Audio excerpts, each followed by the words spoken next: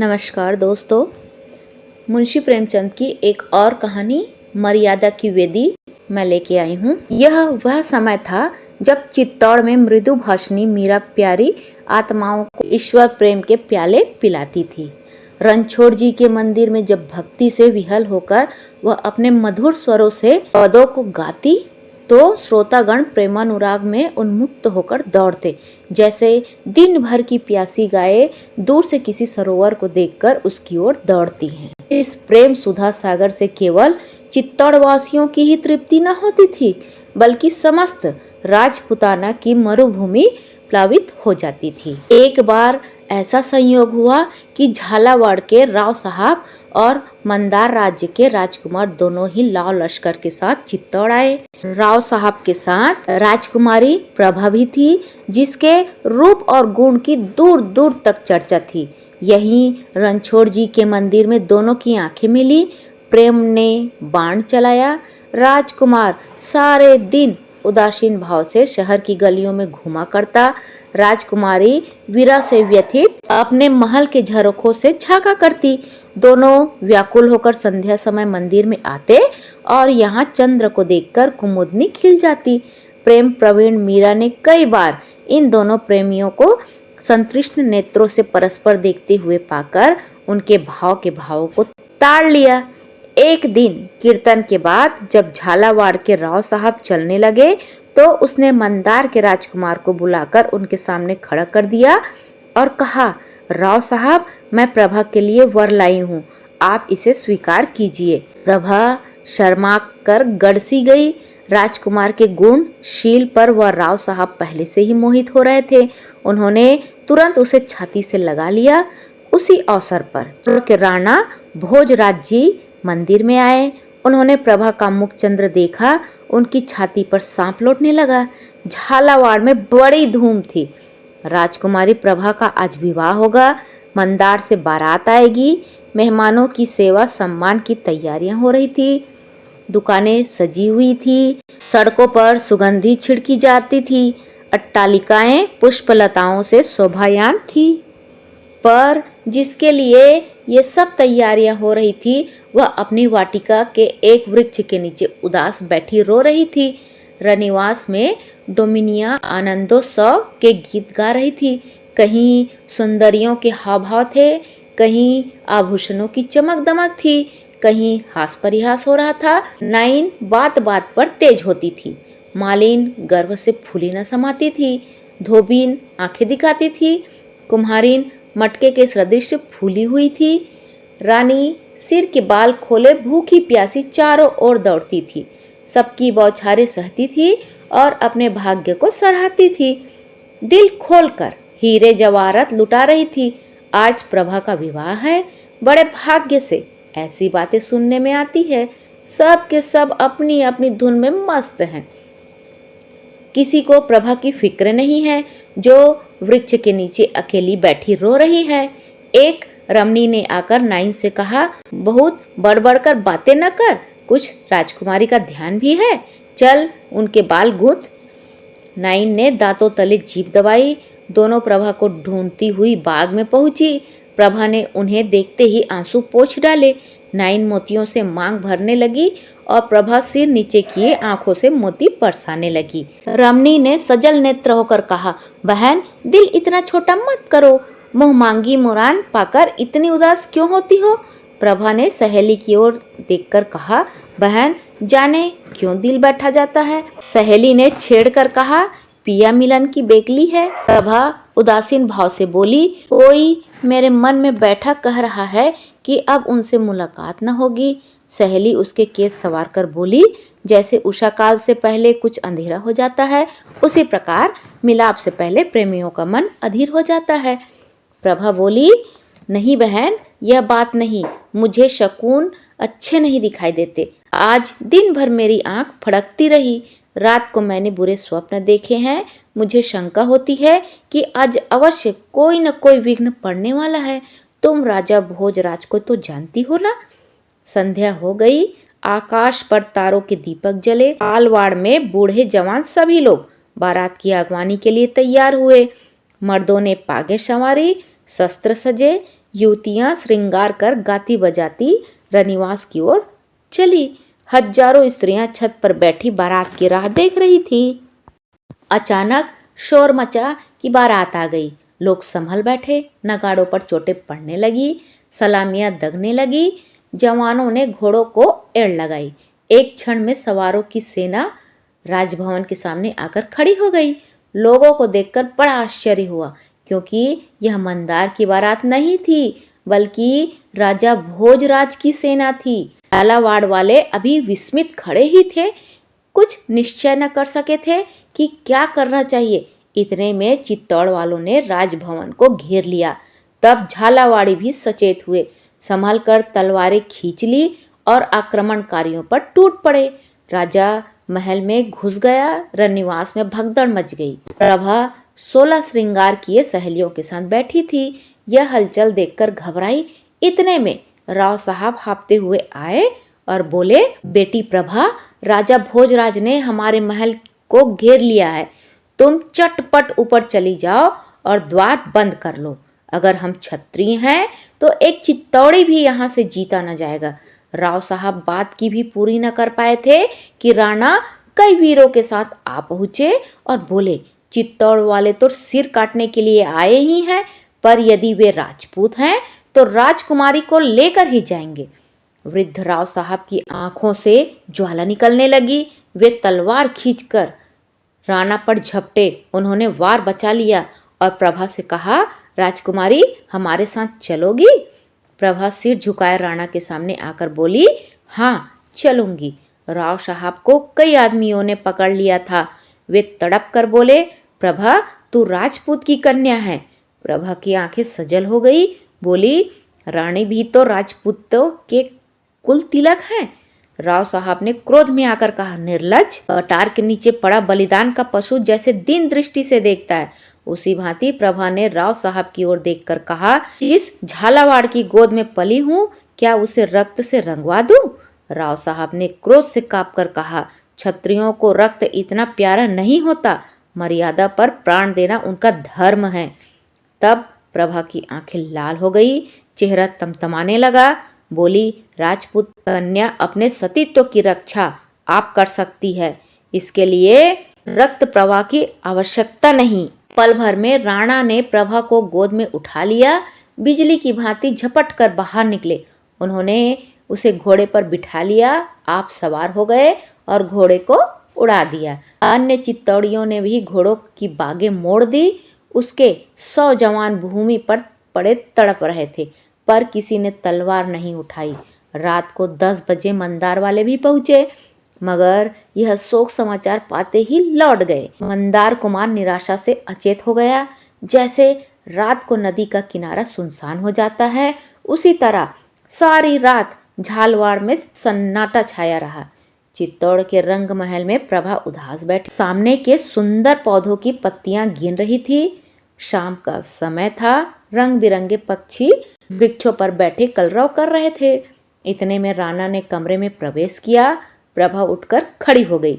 राणा बोले, प्रभा, मैं तुम्हारा अपराधी हूँ। मैं बलपूर्वक तुम्हें माता पिता की गोद से छीन लाया, पर यदि मैं तुमसे कहूँ कि यह सब मैंने तुम्हारे प्रेम के विवश होकर किया, तो तुम मन में हंसोगी या कहोगी कि यह निराले अनूठे ढंग की प्रीति है। पर वास्तव में यही बात है। जब से मैंने रणछोड़ जी के मंदिर में तुमको देखा, तब से एक क्षण भी ऐसा नहीं बीता कि मैं तुम्हारी सुधि से विकल न रहा हूँ। तुम्हें अपनाने का अन्य कोई उपाय होता तो मैं कदापि इस ढंग से काम न लेता। मैंने राव साहब की सेवा में बार बार संदेश भेजे, पर उन्होंने हमेशा मेरी उपेक्षा की। अंत में जब तुम्हारे विवाह की अवधि आ गई और मैंने देखा कि एक ही दिन में तुम दूसरे की प्रेम पात्री हो जाओगी और तुम्हारा ध्यान मेरी आत्मा को दूषित करेगा, तो लाचार होकर मुझे यह अनीति करनी पड़ी। मैं मानता हूँ कि यह सर्वथा मेरी स्वार्थपना है। मैंने अपने प्रेम के सामने तुम्हारे मनोगत भावों को कुछ नहीं समझा, पर प्रेम स्वयं एक बढ़ी हुई स्वार्थपरता है।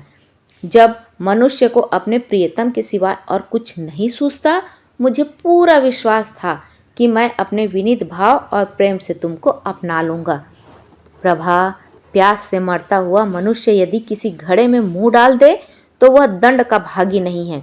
मैं प्रेम का प्यासा हूँ। मीरा मेरी सहधर्मिणी है। उसका हृदय प्रेम का अगाध सागर है।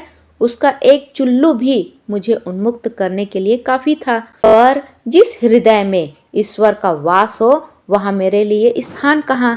तुम शायद कहोगी कि यदि तुम्हारे सिर पर प्रेम का भूत सवार था तो क्या सारे राजपुताने में स्त्रियां न थी? निसंदेह राजपुताने में सुंदरता का अभाव नहीं और न चित्तौड़ के अधिपति की ओर से विवाह की बातचीत किसी के अनादर का कारण हो सकती, पर इसका जवाब तुम आप ही हो। इसका दोष तुम्हारे ही ऊपर है। राजस्थान में एक ही चित्तौड़ है, एक ही राणा और एक ही प्रभा। संभव है मेरे भाग्य में प्रेमानंद भोगना न लिखा हो। यह मैं अपने कर्म लेख को मिटाने का थोड़ा सा प्रयत्न कर रहा हूँ, लेकिन भाग्य के अधीन बैठे रहना पुरुषों का काम नहीं है।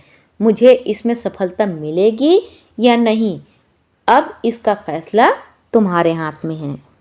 प्रभा की आंखें जमीन की तरफ थी और मन फुदकने वाली चिड़िया की भांति इधर उधर उड़ता फिरता था। वह झालावाड़ को मार काट से बचाने के लिए राणा के साथ आई थी, मगर राणा के प्रति उसके हृदय में क्रोध की तरंगें उठ रही थी। उसने सोचा था कि वो यहाँ आएंगे तो उन्हें राजपूत कुल कलंक, अन्यायी, दुराचारी, दुरात्मा, कायर कहकर उनका गर्व चूर चूर कर दूंगी। उसको विश्वास था कि यह अपमान उनसे न सहा जाएगा और वह मुझे अपने काबू में लाना नहीं चाहेंगे। इस अंतिम समय के लिए उसने अपने हृदय को खूब मजबूत और अपनी कटार को खूब तेज कर रखा था। उसने निश्चय कर लिया था कि इसका एक वार उन पर होगा, दूसरा अपने कलेजे पर, और इस प्रकार यह पाप कांड समाप्त हो जाएगा। लेकिन राणा की नम्रता और उनके विनीत भाव ने प्रभा को शांत कर दिया। आग पानी से बुझ जाती है। राणा कुछ देर वहां बैठे रहे, फिर उठकर चले गए। प्रभा को चित्तौड़ में रहते 2 महीने गुजर चुके थे। राणा उसके पास फिर न आए। इस बीच में उनके विचारों में कुछ अंतर हो गया था। झालवाड़ पर आक्रमण होने से पहले मीराबाई को इसकी बिल्कुल खबर नहीं थी। राणा ने इस प्रस्ताव को गुप्त रखा था, किंतु अब मीराबाई प्रायः उन्हें इस दुराग्रह पर लज्जित किया करती थी और धीरे धीरे राणा को भी विश्वास होने लगा था कि प्रभा पर इस तरह काबू नहीं पाया जा सकता। उन्होंने उसके सुख विलास की सामग्री एकत्र करने के लिए कोई कसर नहीं छोड़ी थी, लेकिन प्रभा उनकी तरफ आंख उठाकर भी नहीं देखती। राणा प्रभा की लड़कियों से रोज समाचार पूछा करते थे और उन्हें रोज वही निराशापूर्ण वृत्तांत सुनाई देता था। मुरझाई हुई कली किसी भांति नहीं खिलती। उनको कभी कभी अपने इस दुस्साहस पर पश्चाताप होता था। वे पछताते थे कि मैंने व्यर्थ ही अन्याय किया, लेकिन फिर प्रभा का अनुपम सौंदर्य नेत्रों के सामने आ जाता था और वह अपने मन को इस विचार से समझा लेते कि एक सुंदरी का प्रेम इतनी जल्दी परिवर्तित नहीं हो सकता। निसंदेह मेरा मृदु व्यवहार भी कभी न कभी अपना प्रभाव दिखलाएगा। प्रभा सारे दिन अकेली बैठी बैठी उकताती और झुंझलाती थी। उसके कई गाने वाली स्त्रियां नियुक्त थी, लेकिन राग रंग से उसे अरुचि हो गई। वह हर क्षण चिंताओं में डूबी रहती थी। राणा के नम्र भाषण का प्रभाव भी अब मिट चुका था। वह केवल सभी को निरुत्तर कर देती थी। प्रभा को अब अपने अवाक हो जाने पर आश्चर्य होता था। उसे राणा की बातों के उत्तर भी सूझने लगे थे। वह कभी कभी उनसे लड़कर अपनी किस्मत का फैसला करने के लिए विकल हो जाती थी, मगर अब वाद विवाद किस काम का। वह सोचती थी कि मैं राव साहब की कन्या हूँ, पर संसार की दृष्टि राणा की रानी हो चुकी हूँ। अब यदि मैं इस कैद से छूट भी जाऊं तो मेरे लिए कहाँ ठिकाना है। मैं कैसे मुंह दिखाऊंगी। इससे केवल मेरे वंश का ही नहीं, समस्त राजपूत जाति का नाम डूब जाएगा। मंदार कुमार मेरे सच्चे प्रेमी हैं, मगर क्या वे मेरे अंगीकार करेंगे? और यदि वे निंदा की परवाह न करके भी मुझे ग्रहण भी कर ले तो उनका मस्तक सदा के लिए नीचा हो जाएगा।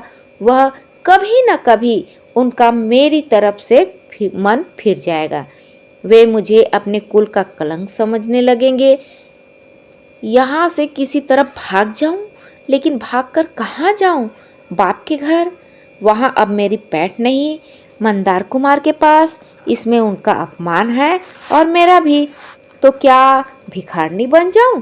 इसमें भी जग हंसाई होगी और न जाने प्रबल भावी किस मार्ग पर ले जाए। एक अबला स्त्री के लिए सुंदरता प्राणघातक से कम नहीं है। भगवान, वह दिन न आए कि मैं क्षत्रिय जाति का कलंक बनूं। क्षत्रिय जाति के मर्यादा के लिए पानी की तरह रक्त बहाया है। उनकी हजारों देवियों पर पुरुष का मुंह देखने के भय से सूखी लकड़ी के समान जल मरी। ईश्वर, वह घड़ी न आए कि मेरे कारण किसी राजपूत का सिर लज्जा से नीचा हो। नहीं, मैं इसी कैद में मर जाऊंगी। राणा के अन्याय सहूंगी, जलूंगी, मरूंगी, पर घर में विवाद जिससे होना था हो चुका। हृदय में जिसकी उपासना करूंगी, पर कंठ से बाहर उसका नाम ना निकालूंगी।